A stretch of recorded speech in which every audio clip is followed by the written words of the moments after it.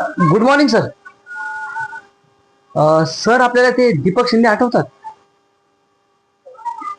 अहो 2002 पासून तर 2012 पर्यंत आपल्या कंपनीत ते टीम लीडर म्हणून काम करत होते. हो सर. त्यांनी आपली कंपनी सोडून दुसऱ्या कंपनीमध्ये जॉईन झाले, पण त्या कंपनीमध्ये त्यांच्यावर खूप अन्याय होतोय सर. पेमेंट वेळेवर मिळत नाही, सुट्टी वेळेवर मिळत नाही, सुखादुखात त्यांना कुठे जाता येत नाही. आज सकाळी त्यांचा फोन आला होता, ते आपली कंपनी पुन्हा जॉईन करायचं म्हणताय. सर चुकी माणसाकडनंच होती सर. एक चूक झाली त्यांच्याकडून, त्यांनी आपली कंपनी सोडून गेली.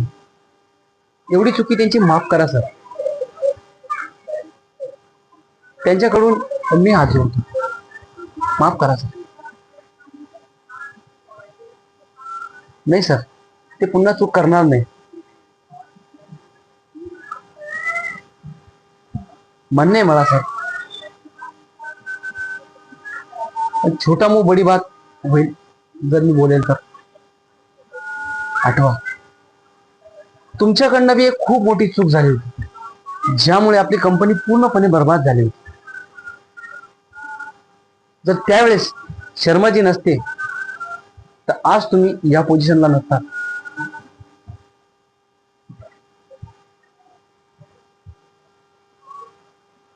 माफ करा सर, माझं बोललेलं तुम्हाला जर वाईट वाटलं असेल तर, पण सत्य हेच आहे. जशी तुमच्याकडनं चूक झाली तशी त्याच्याकडनं पण झाली असेल. दीपक शिंदेला मी खूप जवळून ओळखतो सर. त्यांनी तुमच्याकडे जास्त काही मागितलं नव्हतं सर, फक्त पगार वाढवा फक्त एवढंच बोलला होता. आणि ते बरोबर पण आहे सर. महागाई किती वाढली आहे, त्याची फॅमिली वाढली आहे, तेवढ्या पगारात त्याला भागत नाहीये. त्याला दुसऱ्या कंपनीत पगार वाढून मिळत होता, म्हणून त्यांनी ही कंपनी सोडून दुसऱ्या कंपनीत जॉईन केलं. तर चुकीचं काय केलं सर? बरं, त्याच्याकडनं जी चूक झाली तो त्या चुकीचा पश्चाताप करतोय ना, माफी मागतोय ना. आणि विसरू नका सर, त्यांनी 8-10 वर्षात आपल्या कंपनीला इथून तर इथपर्यंत पोहोचवलं, खूप प्रॉफिट कमवून दिला सर. त्या माणसाला आपली गरज आहे, आपल्यालाही अशा माणसाची गरज आहे जो आपल्या कंपनीला अजून वर नेईल सर.